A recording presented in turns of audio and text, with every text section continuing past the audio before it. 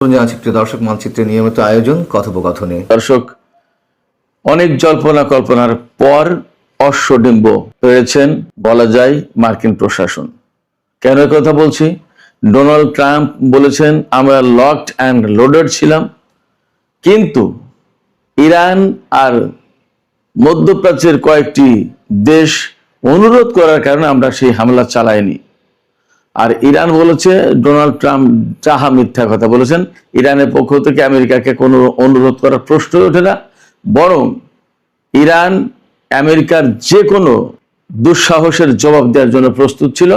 শুধু তাই না, ইরানের পররাষ্ট্রমন্ত্রী সাইয়েদ আব্বাস আরাকচি, তুরস্কের পররাষ্ট্রমন্ত্রী হাকান ফিদান, পাকিস্তানের সেনাপ্রধান ফিল্ড মার্শাল আসিম মুনির এবং সৌদি পররাষ্ট্রমন্ত্রী ফয়সাল বিন ফারহান তাদের সবার সাথে টেলিফোনে আলাপ করে বলেছেন আমেরিকা এবং ইসরায়েল যদি ইরানের বিরুদ্ধে আজ রাতে হামলা চালায় তাহলে তাদের বিরুদ্ধে ব্যবস্থা তো নেওয়া হবেই, পাশাপাশি যে সমস্ত দেশ তাদেরকে এই হামলা চালানোর ব্যাপারে সহযোগিতা করবে তাদের বিরুদ্ধেও ব্যবস্থা নেওয়া হবে। দুই পক্ষ এই দুই রকম কথা বলেছে। আসলে বাস্তবতা কি, আজকের ভিডিওতে এই বিষয়ে আলোচনা করার চেষ্টা করব। এর সাথে একটু খবর দিয়ে রাখি, তেলের দাম কিন্তু এই পরিস্থিতিতেও বেড়েছে। তেলের দাম 2-3 দিন আগে 84, 85, 81 ডলারে চলে এসেছিল। আজকে ব্রেন্ট ক্রুডের দাম $90.12 কমপক্ষে, আর ওয়েস্ট টেক্সাস ইন্টারমিডিয়েটের দাম অন্তত $84.67। সুপ্রিয় দর্শক, এইসব বিষয় নিয়েই একদম বিস্তারিত আলোচনা করব। আশা করি খুবই ভালো লাগবে আজকের আলোচনা।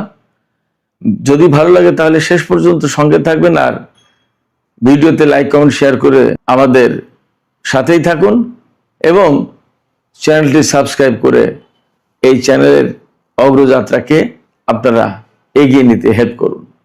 আপনাদের সবাইকে ধন্যবাদ জানিয়ে শুরু করছি বিস্তারিত আলোচনা। আমরা সবাই জানি গতকাল আমি দুপুরে এবং রাতে 2 দফায় ভিডিওতে বিস্তারিত আলোচনা করেছিলাম। তার আগের রাতে ক্যাম্প ডেভিডের বৈঠকের কথা বলেছিলাম। ওই ক্যাম্প ডেভিড কিন্তু আসল জায়গা, ওখানে সিদ্ধান্ত হয়েছে এবং ইরানের উপরে প্রচন্ড রকমের হামলা চালাবে। এই সাথে যুক্ত থাকবে ইসরায়েল, সে কথা ডোনাল্ড ট্রাম্প তার ট্রুথ সোশ্যালে বলেছেন। তিনি একটা পোস্ট দিয়ে বলেছেন ইরানের বিরুদ্ধে আমরা হামলা চালানোর জন্য লকড অ্যান্ড লোডেড ছিলাম, অর্থাৎ আমাদের ক্ষেপণাস্ত্র, বিমান, এভরিথিং ওয়াজ রেডি। ইরানকে একেবারে গুড়িয়ে দেওয়ার জন্য আমরা প্রস্তুত ছিলাম এবং আমাদের সাথে ছিল ইসরায়েল। কিন্তু ইরান আর মিডল ইস্টের কয়েকটি দেশের অনুরোধের কারণে আমরা ইরানের উপর হামলা আপাতত বাতিল করেছি এবং আশা করছি খুব দ্রুতই তারা একটা চুক্তি করবে। তারা দ্রুত চুক্তি করার ব্যাপারে রাজি হয়েছে, তারা দ্রুত চুক্তি করবে বলে কথা দিয়েছে। এখানে আমি আগে ইরান কি জবাব দিয়েছে সেই কথাটুকু বলি, তারপরে কারা কি করেছে অ্যাকচুয়ালি আমি সে কথা বলছি। এখানে ইরান একদম সুস্পষ্ট করে বলেছে, একদম ডাহা মিথ্যা কথা বলেছেন ডোনাল্ড ট্রাম্প। তিনি যে কথা বলেছেন তার ধারে কাছেও ইরান নেই, বরং ইরান আমেরিকা এবং ইসরায়েলের সম্ভাব্য আগ্রাসন মোকাবেলার জন্য প্রস্তুত ছিল এবং এই যুদ্ধ শুধুমাত্র ইসরায়েল আর আমেরিকার ঘাঁটিগুলোতে সীমাবদ্ধ থাকতো না। এই যুদ্ধ অনেক বিস্তৃত আকারে ছড়িয়ে পড়তো। মধ্যপ্রাচ্যের এমন কোনো ঘাঁটি নেই যে ঘাঁটি ইরানের ক্ষেপণাস্ত্রের আওতায় নেই। এর প্রত্যেকটা আমেরিকান ঘাঁটি হামলার আওতায় চলে আসতো। শুধু তাই না, মধ্যপ্রাচ্যের বাইরেও যে সব জায়গা থেকে ইরানের উপর হামলা চালানো হবে সেই সব দেশেও ইরান হামলা চালাবে, এইভাবে একদম পরিষ্কার ঘোষণা দিয়েছিল কালকে। এই যে ইরানের ঘোষণা যে মধ্যপ্রাচ্যের বাইরেও কোন কোন জায়গায় কোন কোন সূত্রে বলা হচ্ছে ইরান আমেরিকায় হামলা চালানোর জন্য প্রস্তুত ছিল, ওয়াশিংটন ডিসি এবং নিউ ইয়র্কে হামলা চালানোর জন্য ইরান প্রস্তুত ছিল। সত্য মিথ্যা জানি না, যুদ্ধের সময় তো নানান কথা আসে, কিন্তু এরকম কোন কোন সূত্র থেকে বলা হচ্ছে যে ইরান যে বলেছে যে মধ্যপ্রাচ্যের বাইরেও হামলা চালাতো ইরান, সেটার অর্থ হচ্ছে যে আমেরিকা পর্যন্ত তাদের ক্ষেপণাস্ত্র চলে যেত, অর্থাৎ ইরান চূড়ান্ত যুদ্ধের জন্য প্রস্তুত ছিল। এবং ইরানের পক্ষ থেকে পরিষ্কার করে বলা হয়েছে যে একদম সবচেয়ে খারাপ যে অবস্থাটা, আমেরিকা এবং ইসরায়েল ইরানের বিরুদ্ধে হামলা চালালে সবচেয়ে খারাপ যে অবস্থা, সেই খারাপ পরিস্থিতি, খারাপ অবস্থা মোকাবেলার জন্য ইরান প্রস্তুত ছিল। তার মানে ইরানের পক্ষ থেকে গতকালকে একদম চূড়ান্ত যুদ্ধের প্রস্তুতি নেওয়া হয়েছিল।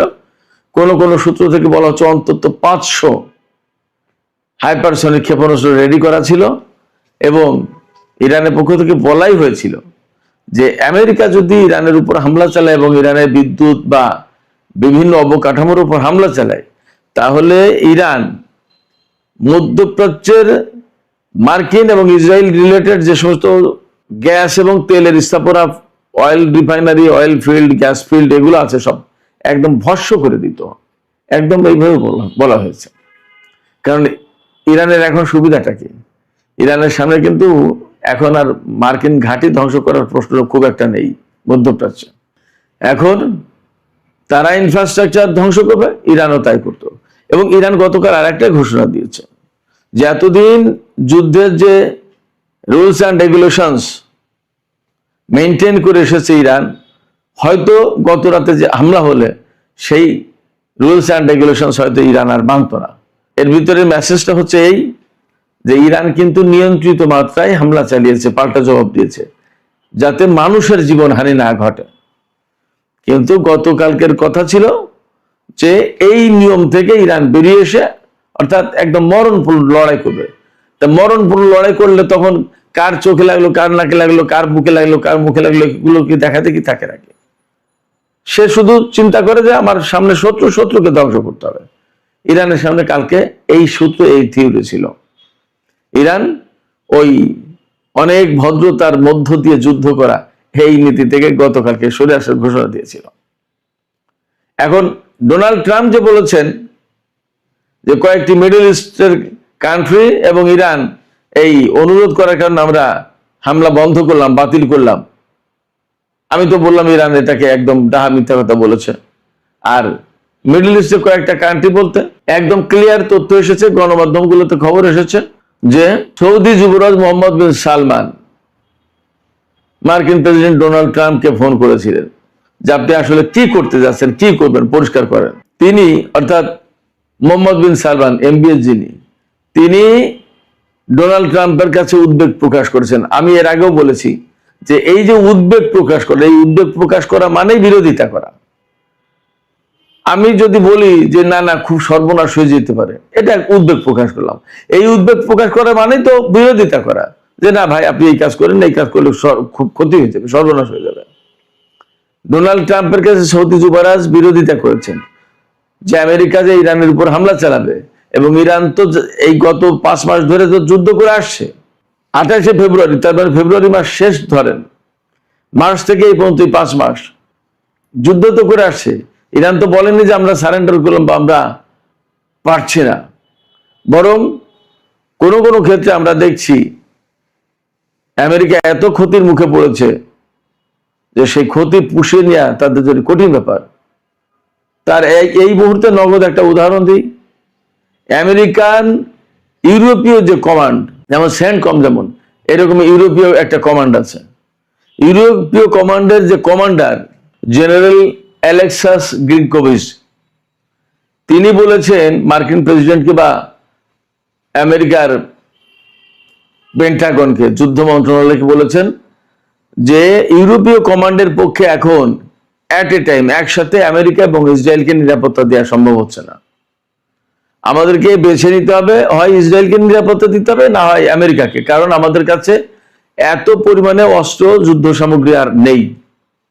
তিনি একদম পরিষ্কার করে বলেছেন ওই নিউজেই যে ইরানের সাথে যুদ্ধ করতে গিয়ে আমাদের অস্ত্র ভান্ডার এতটাই খালি হয়েছে যে এখন একসাথে দুই দিক নিরাপত্তা দেওয়া সম্ভব না। আমেরিকাকেও নিরাপত্তা দেওয়া সম্ভব না, ইসরায়েলকেও নিরাপত্তা দেওয়া সম্ভব না। অ্যাট এ টাইম এক সাইড দিতে পারি, হয় ইসরায়েলকে নইলে আমেরিকাকে। জেনারেল অ্যালেক্সাস গ্রিগোভিচ তিনি আরো বলেছেন যে এই মুহূর্তে যদি দুই দিকেই যদি নিরাপত্তা নিশ্চিত করতে হয়, নিশ্চিত করা বলতে নিরাপত্তার দেখভাল, নিশ্চিত থাকবে কি থাকবে না তার কোনো নিশ্চয়তা আছে নাকি? তো যাই হোক, যদি নিরাপত্তা নিশ্চিত করতে হয় তাহলে অন্তত পক্ষে আরো একটা ডিস্ট্রয়ার প্রয়োজন।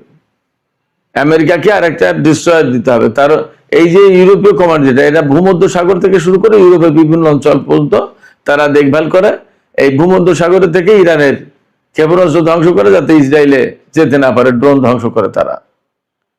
কিন্তু এখন বাস্তব কথা হচ্ছে একটা ডিস্ট্রয় করেন, আরো দু একটা ডিস্ট্রয়ার আনলে মনে খুব একটা লাভ হবে না। এই কারণে যে ইরান, গত পরশু দিনও খবর দেখলাম যে ইরান এখনো ম্যাক্সিমাম যে সমস্ত অস্ত্র ব্যবহার করছে তার 10 বছর আগে তৈরি করা অস্ত্র। যুদ্ধের সময় হয়তো অনেক বাগাড়ম্বর অনেকেই অনেক রকম বেশি কথা বলে, কিন্তু আমরা তো দেখতে পাচ্ছি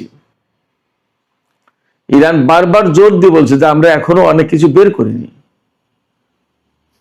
কারণ কি? কারণ হচ্ছে ইরান জানে যে তাদের সামনে বড় যুদ্ধ অপেক্ষা করছে। এখানেই শেষ কথা নয়, ধীরে ধীরে স্টেপ বাই স্টেপ অত্যন্ত সুপরিকল্পিতভাবে ইরান এই যুদ্ধ চালিয়ে যাচ্ছে।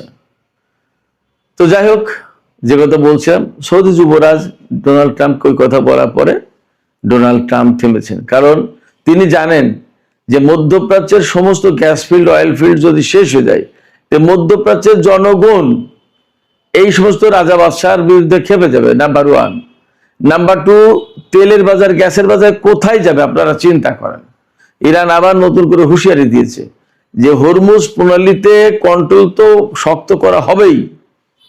যদি এই ধরনের হামলা কোনো বড় রকমের কোনো আগ্রাসন চালাতে যায় আমেরিকা, ইসরায়েল, তাহলে মধ্যপ্রাচ্যের আরো যে সমস্ত প্রণালী বা চোখ পয়েন্ট আছে সেগুলোও বন্ধ করে দেওয়া হবে।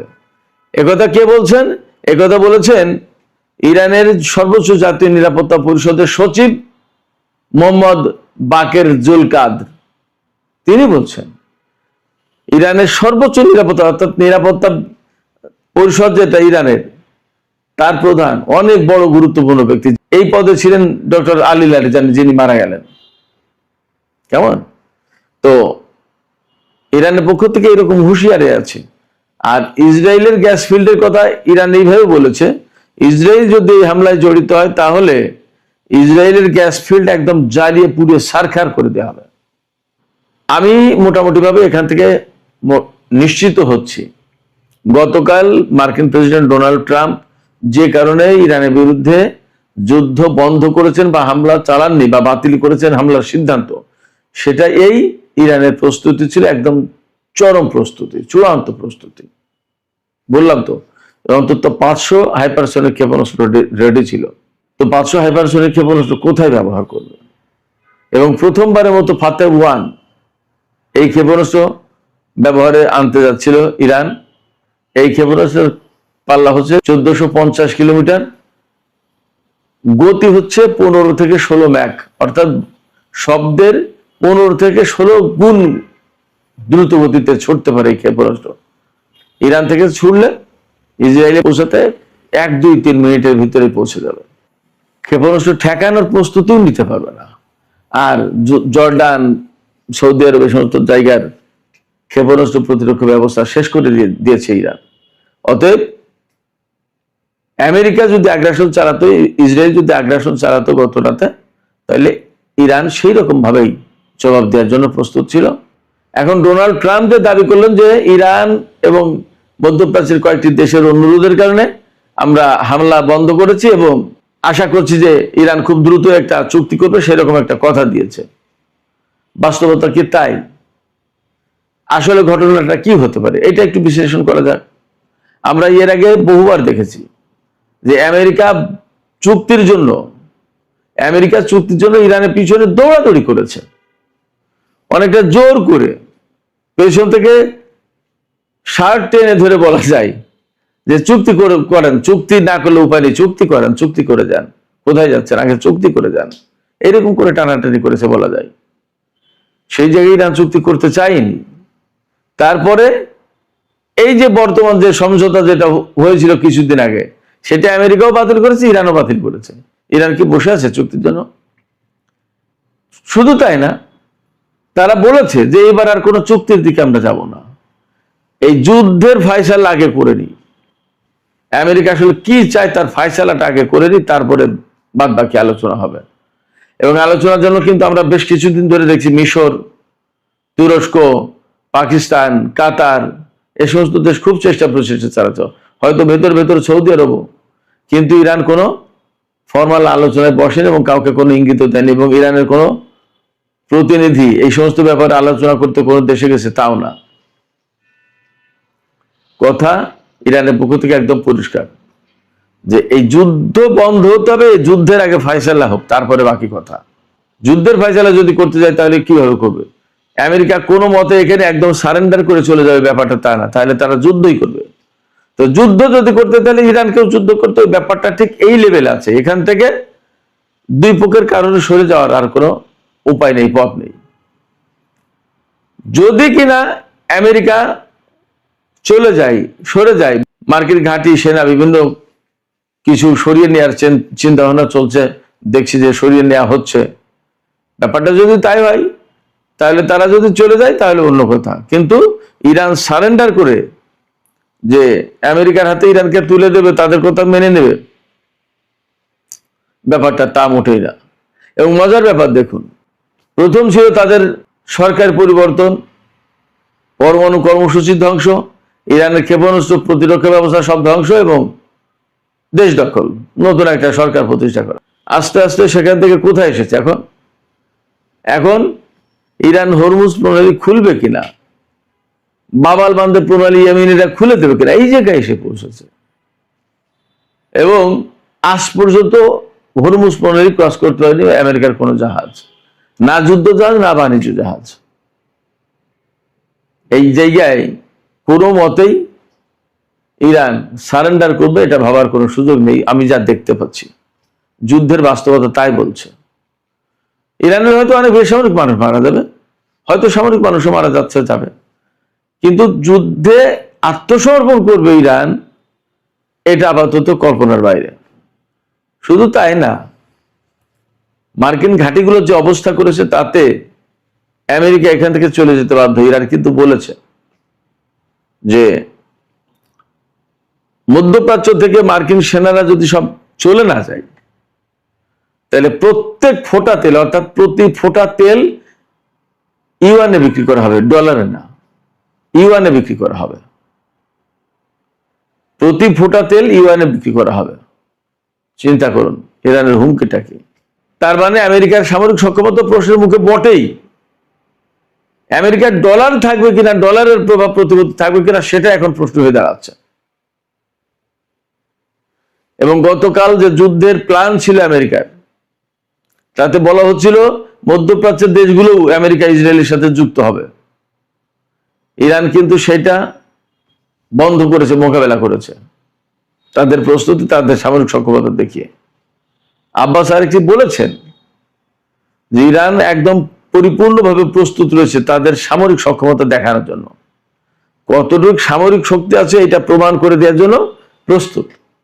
ইরানও লক অ্যান্ড লোডেড ছিল। এই জায়গা থেকে আমেরিকার সামনে আসলে কোনো বিকল্প নেই।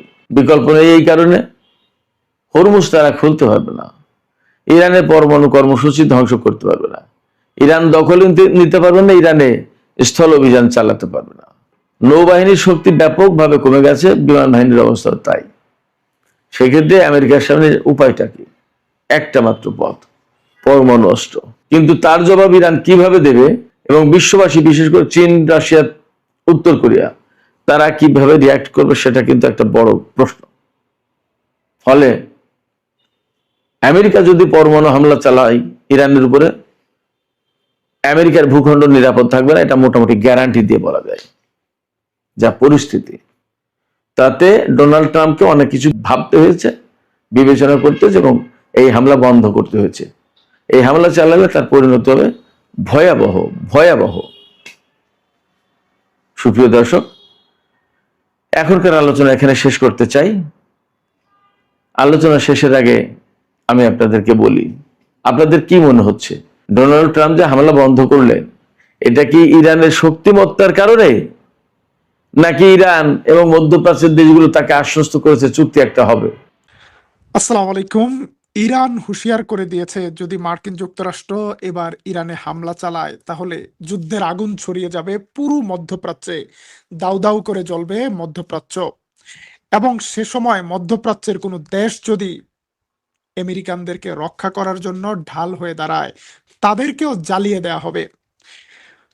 ইরান এবং আমেরিকার মধ্যে উত্তেজনা তুঙ্গে রয়েছে। ইরানের সেনাবাহিনী সর্বোচ্চ সতর্ক অবস্থায় রয়েছে। ইরানের ভাইস প্রেসিডেন্ট জানিয়েছে ইরান আগামী 2 বছরের জন্য তাদের সকল রসদ, গোলাবারুদ, সকল প্রস্তুতি সম্পন্ন করে রেখেছে। এদিকে যে কোনো সময় বড় ধরনের সংঘাতে আশঙ্কায় মার্কিন যুক্তরাষ্ট্র নতুন করে সতর্কতা জারি করেছে। মধ্যপ্রাচ্যের 10টি দেশ থেকে তাদের তাদের নাগরিকদেরকে সরে যাওয়ার নির্দেশ দিয়েছে। আমাদের কাছে সর্বশেষ যে তথ্য আছে তাতে মার্কিন যুক্তরাষ্ট্রের ঘাঁটিগুলোকে খালি করে ফেলা হচ্ছে এবং কিছুক্ষণ আগে ইরাকের এরবিল থেকে দেখা গিয়েছে মার্কিন যুক্তরাষ্ট্রের একটি C-130 বিমান দ্রুত গতিতে সরে যাচ্ছে। ভেতরে কি সরঞ্জাম বা কোন সেনাদের নিয়ে যাচ্ছে, কোথায় যাচ্ছে আমরা জানি না, তবে ইরাকের সবশেষ ভিডিওটি আমাদের কাছে এসেছে। وين؟ هذا فوق التيل. لا هذا مو مسير. اي هذا مو مسير. نقل عسكري.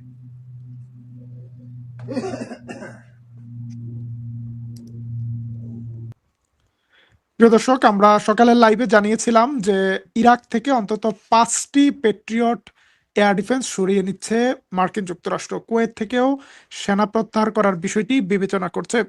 এর মধ্য দিয়ে মার্কিন যুক্তরাষ্ট্র নতুন ঘোষণা দিল 10টি আরব রাষ্ট্র, বিশেষ করে ওমান, ইরাক, সংযুক্ত আরব আমিরাত, কাতার, ইসরায়েল, জর্ডান, মিশর, সৌদি আরব, বাহরাইন এবং কুয়েতে অবস্থানরত মার্কিন নাগরিকদের জন্য সতর্কতা জারি করা হয়েছে।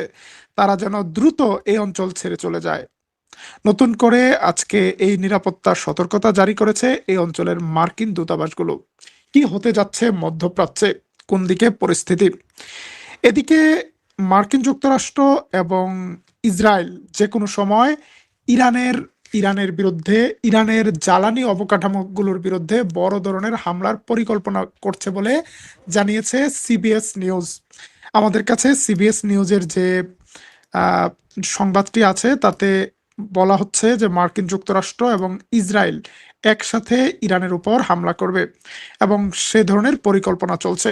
US and Israel preparing to bomb Iran's energy infrastructure, sources সেস।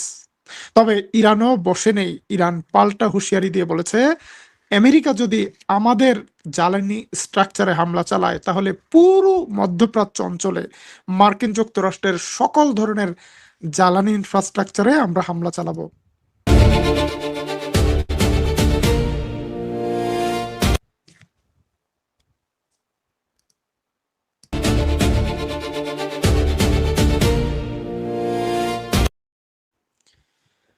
এবং মার্কিন যুক্তরাষ্ট্রের বিরুদ্ধে হুঁশিয়ারি দিয়ে ইরানের জেনারেল আলী আবদুল্লাহ বলেছেন মার্কিন যুক্তরাষ্ট্র যদি নতুন করে যুদ্ধ বাঁধাতে চায় তাহলে এই যুদ্ধের আগুন দাউ দাউ করে জ্বলবে পুরো মধ্যপ্রাচ্য অঞ্চলে এবং তার ভয়াবহ ক্ষতির শিকার হবে মার্কিন যুক্তরাষ্ট্র।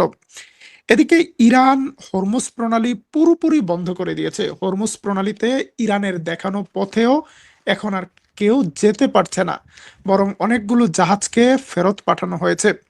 আমাদের কাছে সর্বশেষ ইরানের নৌবাহিনীর পক্ষ থেকে যে হুঁশিয়ারি, সেই হুঁশিয়ারির একটি ভিডিও এসেছে। আমরা সেই ভিডিওটি অডিও আপনাদের সাথে শেয়ার করার চেষ্টা করব।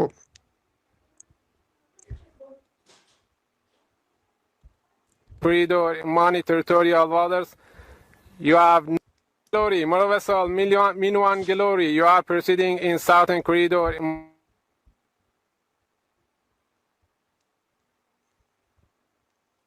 This is Sepah Navy warning you to alter your course and turn back. You are not allowed to cross the Strait of Hormuz. If you keep proceeding, you will be destroyed. This is my last warning to you. ইরানের নৌবাহিনী বলছে জাহাজগুলোকে, this is our last warning, আপনারা যদি ফিরে না যান তাহলে আমরা আপনাদের অ্যাটাক করব। ইরানের হুমকির মুখে জাহাজগুলো ফিরে যাচ্ছে। শুধু হরমুজ প্রণালী নয়, বাবেল মানদেব প্রণালী সৌদি আরবের জন্য বন্ধ করে দিয়েছে। ইয়েমেনের পক্ষ থেকে হুমকির আশঙ্কায় সৌদি আরবের অন্তত 6টি বাণিজ্যিক জাহাজ বাবেল মানদেব দিয়ে লোহিত সাগরে প্রবেশ না করে আফ্রিকার উপকূলের দিকে সরে যেতে বাধ্য হয়েছে। পরিস্থিতি দিন দিন আরো খারাপ হচ্ছে।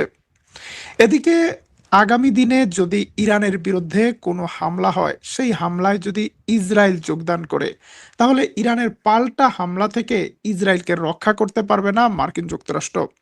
এই সংবাদ দিয়েছে মার্কিন যুক্তরাষ্ট্রের ইউরোপের একজন জেনারেল। সেখানে